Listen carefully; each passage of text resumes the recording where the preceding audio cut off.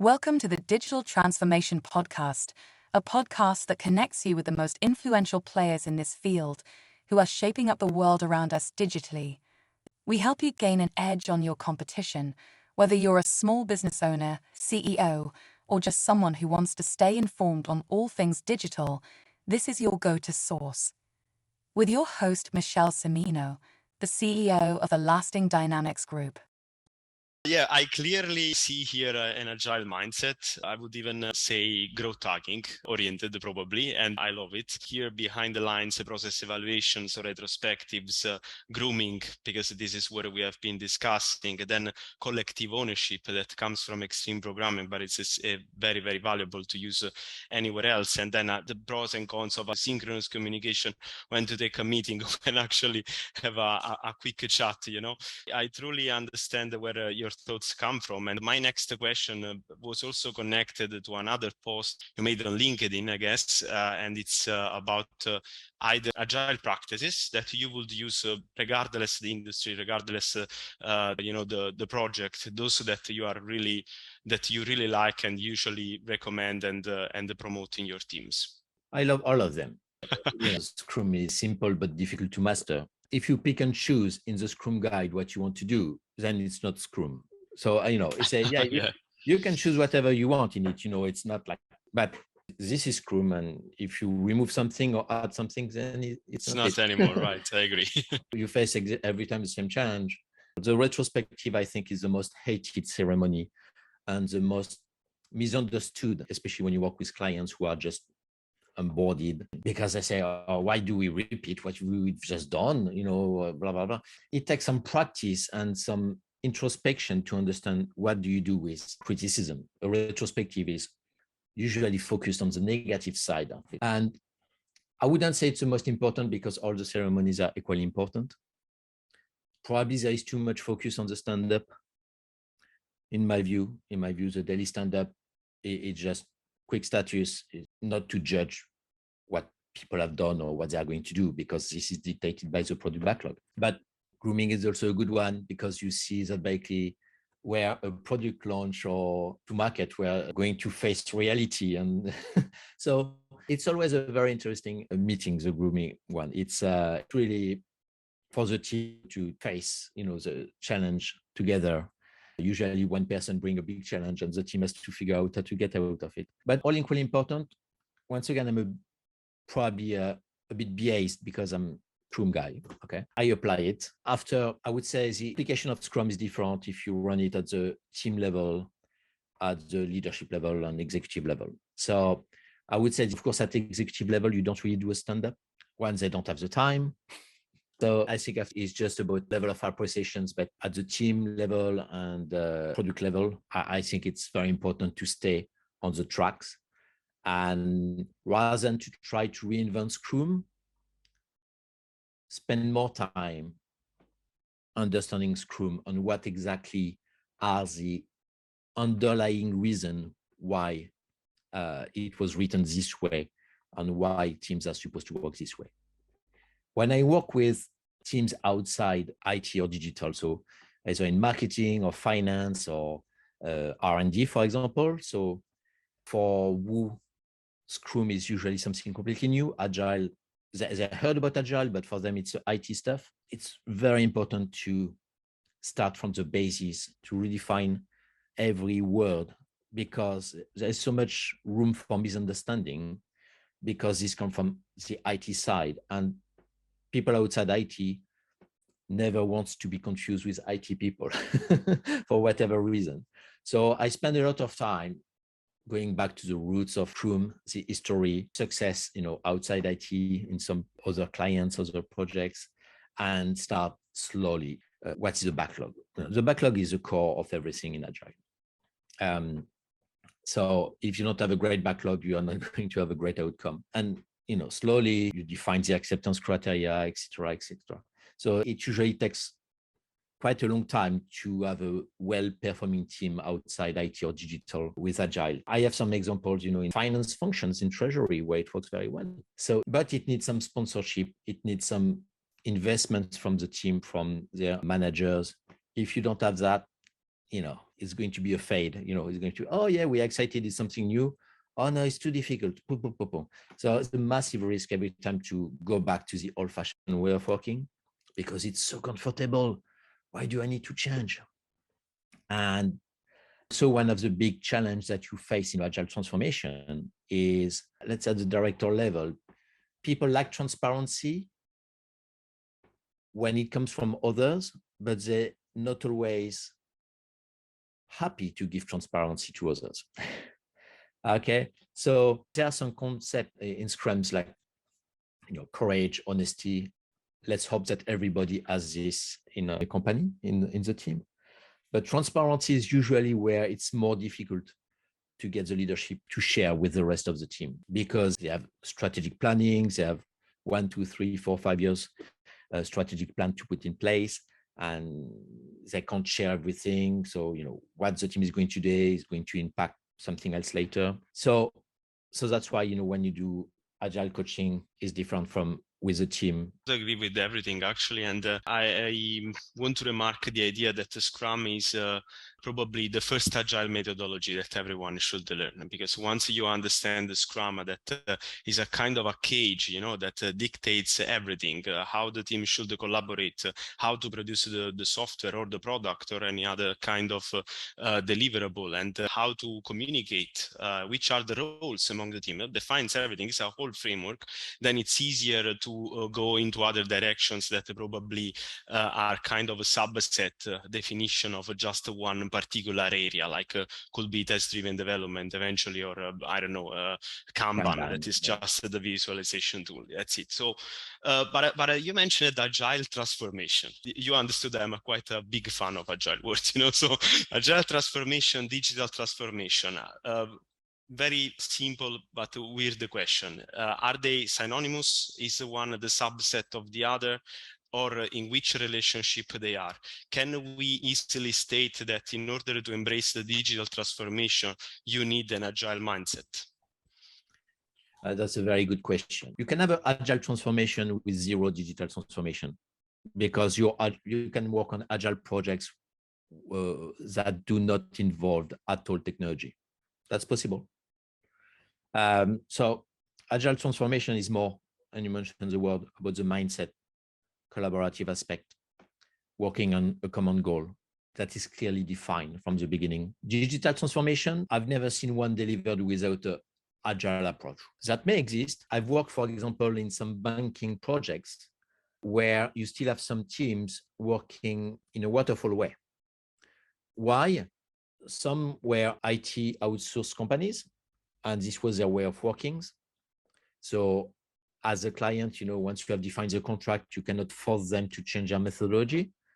So basically, if they decide to work in a waterfall way, I think it takes a bit more time in terms of management of the outcomes, just to be sure that basically when they say the go live date, it's the go live date. So you need to follow more closely these type of projects just to be sure that everything is going along the way. And the second aspect is on some systems, you still have some developers, some architects, which are probably close to retirement age, they don't want to change methodology, happy with the way it works, happy with the way they work with waterfall.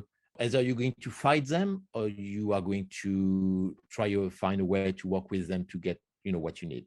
Let's move to another topic now, and I would like to discuss a little more about the blockchain. Okay, so the blockchain is one of technologies of probably the past 6, 8, 10 years, and is evolving continuously, I would say, in many aspects. So I would like you to tell us what is the blockchain for you. How would you explain this to the people that are following us, and eventually which are the future applications that we should expect, those that you think are going to impact the most? What is a blockchain? It's an encrypted distributed ledger. If I say that, I say everything and I said nothing at the same time, which is very funny. So basically, blockchain is a recording method of transactions which are verifiable, authenticable in a public repository, which are located in X nodes. Let's say there is not a central repository, but it's tens of thousands. I don't know how many. Probably the purist will just jump at my throat right now. But basically, this is the idea. Okay, it's you can store immutable information that will be able to be verified until the end of the time, or until we have energy. It's important in a way, but if we want to democratize blockchain usage, it shouldn't really matter. People drive a car, they don't know how a car works, okay? If you ask them to explain how the combustible engine works or their electric engine works, they're probably not going to give you a very good answer, okay? They just know they go to the petrol station, they fill the gas, and boom, they go. And pretty much this is what we need in terms of approach with blockchain is, okay, benefits, feature, and that's it. And after the nitty-gritty, we need to leave that to the experts and people who, for which really matters in terms of authentication, cybersecurity, and this type of aspect. And the second part of your question was, what should we expect from the future? Okay. Which applications? Well, we already have quite a few applications, but they are not necessarily customer facing. So, for example, authentication for fair trade coffee, for example, there is a blockchain for that. So anytime you need a kind of very publicly verifiable information, you can use a blockchain. That's very useful. So I know that Carrefour in France, the supermarket chain, a blockchain to verify the origin of your chicken. So there was one for the coffee, so fair trade coffee. It can support basically this type of industry. So you can expand that to, let's say, diamonds, golds, just to be sure that this doesn't come from a conflict zone, that this hasn't been, stolen or whatever. Probably going to see more and more is to more with Ethereum that with the pure blockchain is smart contracts. So smart contracts are, I think, widely agreed is it's really the main usage of blockchain, and programmable smart contracts where contracts are automatically executed when they match a certain number of criteria. It's a form of automation. It brings trust in the process. It reduces cost because you don't have to put escrow companies in the middle. It also works very well for a large number of small transactions where previously it wasn't necessarily viable economically. Some example of that is local generation. So if you produce, let's say, energy with some solar panels on your roof, if you buy some batteries, you can store it in your batteries in your house. But in this case, the batteries are likely to be more expensive than the solar panels. So it's not necessarily the most efficient way to use your solar panels. Best way is probably to sell it to the grid. So by doing this, basically establishing a smart contract relationship where you sell X solar panel coins, whatever, and you can use, say you are 50 kilometers away at work and you need to plug your electric vehicle, and you are basically to enter into new transactions to consume the electricity there using your solar panel coins, where we need to see I think the potential. That was an example that I think we can understand. I get some coins if I sell my energy to the grid. I use the same coins somewhere else, using the energy on the grid. So that's an aspect of it. But it can be also a customer order a new car online with different options, different finishing. And basically, once the contract is placed between the car manufacturers and the customer, it basically launch a series of smart contracts with their suppliers because for these cars, they need this color for this seat, they need this color of painting extra, rather than having this placed in one order or whatever. You place automatically on an order of one. And this is also connected with another concept, Industry 4.0, where basically the idea of production of one unit. All these ideas are connected, and smart contract can really be used in any single industry, in healthcare, banking, of course. Insurance is probably a big one, because you lock the contract depending on the number of criteria, and you release the contract if some other criteria are met. So there are really use cases that you could imagine to use it. After, are they viable? Is there a market for that? That's a different story. That is another story. Okay, so I cannot refrain myself to ask you for a quick comment on three rising technologies, applications that are usually bound to the blockchain. I would say that the first two are for sure. The third one is because mediatically speaking, is going in that direction. And these are Web3, NFTs, and the metaverse. Okay. What do you think about them? Web3 for me is still a bit foggy. I got all these communications and, Chrome is going to become Brave, blah, blah, blah, is going to become blah, blah, blah. It took us about 25 years to be there where we are with Web2, about 4 billion people on the internet. The idea is that we can migrate people with different abilities and understanding of digital, different devices, different broadband speed into a world that requires, a different type of equipment in terms of, can be a headset, can be a better screens, can be better laptops, etc. I think it's a bit ambitious. So I think it's going to be slice by slice. So I say where there will be an economical advantage, where it's clear that there is a financial gain for the end user, as the consumer or the companies. Yes, they will go for it. But Web3 for me, I still don't see the benefit for the end user. Anti-regulatory people would love that, but they are probably a very small minority out of the current web. So we'll see, but I wouldn't bet too much money on that one for now. Let's continue with NFTs. I've been there for a very long time indeed. But mainly it has been kind of a quick get rich quick scam, or it has been used by this. And it wasn't a scam, but you know that Jack Dorsey sold his first tweet as an NFT to raise money for a charity. And I think the price was like $2.7 million. And the guy who bought it, thought he would make a great investment, but he tried to sell it, and the highest bidder was like $30,000. So there's no use NFT if you need to prove ownership of a digital asset. Yes.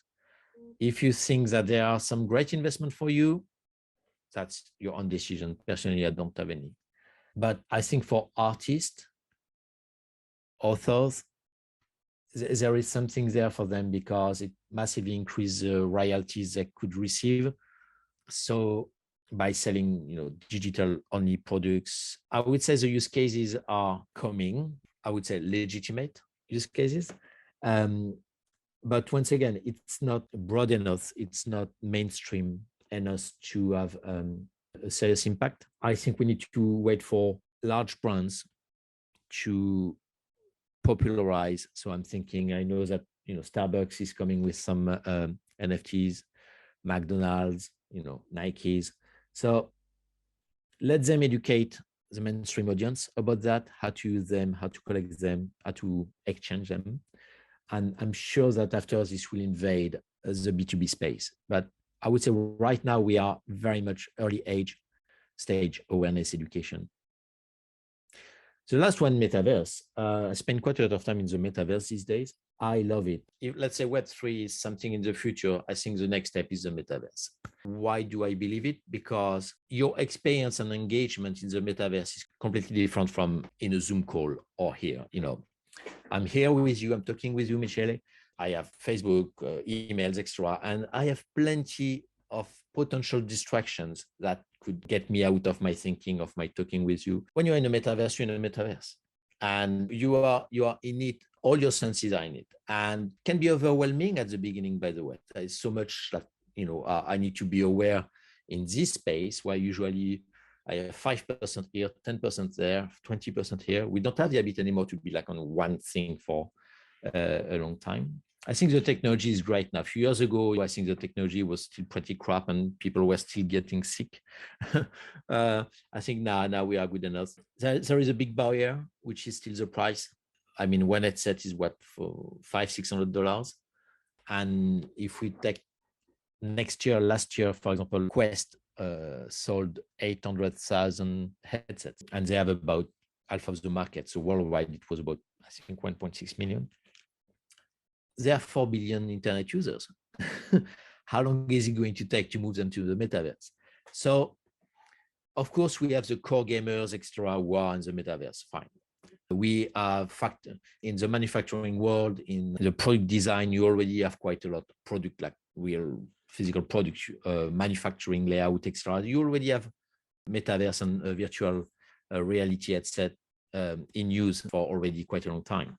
Now we need basically to move a bit more mainstream. For me, there is an obvious one, which is training and education. That's a completely different experience, especially when you do remote training. You have to fight constantly with all these distractions. When you're in the metaverse and you deliver the strength training, it's much faster. It's the outcome is much better because of the attention level you can reach. It's coming for Christmas. If you can get one, ask Santa Claus a VR headset on that. Metaverse is really the new way of the remote working. So I don't think we need to go back to the office. It's, be ensured that everybody is immersed in conference, in meetings, etc. My 2 cents on that one. Yeah, absolutely. Actually, you anticipated my fifth last question that was in this direction, giving us a bit of predictions of what could happen, and actually it's very interesting to hear your opinion about the metaverse. We have been hearing a lot of other opinions, and most of the other experts we have been talking with saying that this is a premature technology, but actually I see that totally agree with you that there are some applications in the educational field, business field, like meetings, and it's the easiest to think about of product designers, developers. Why not use the mixed reality, to have the possibility to use many screens and eventually follow different tasks concurrently without having the barrier of, the physical screen in front of you. That's amazing and really promising. And okay, so Mr. Coste, actually, we can close it here. My last point for you is that where can our followers follow you? Where can they check your updates? You want to share us your contacts and everything else? Yeah, so please don't follow me in the street. That would be I'm just kidding. So you can follow me on Twitter. So it's at Cyril Coste, so CYRIL COSTE, or also on LinkedIn, Cyril, CYRIL. I also post sometimes on Instagram, but not that often, and I'm also on YouTube. But I usually put the links on my Twitter and LinkedIn feed when it's the case. Fantastic. Thank you very much for being with us, Mr. Coste. It was a pleasure to have you today, and hopefully we can talk again in the upcoming events that we are organizing. Thank you very much. Thank you, Michele. Goodbye, everyone. Thank you for listening to this episode of the Digital Transformation Podcast. We hope you found it valuable. Do act on the information and take relevant business decisions to grow. We will see you in the next episode.